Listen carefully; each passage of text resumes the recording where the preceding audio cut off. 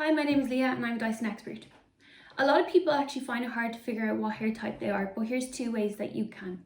So number 1 would be a hair strand test. This is gathering one piece of hair and kind of feeling for it. So what you're going to do is feel it between your finger and thumb. If you can feel it and it's kind of coarse, it probably means that you have thicker hair. If it's barely there and you can barely feel anything, you probably have finer hair. If you go up and down, you can also feel if it's coarse or if it's really sleek and smooth.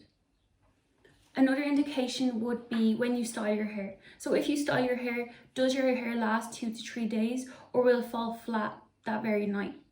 If it falls flat, you probably have finer hair. If it lasts, you probably have thicker and coarser hair. There's nothing wrong with either styles, they both are perfect, but it's just knowing how to work your tools for the hair type. If you have any questions, please comment down below and visit dyson.com for any more information.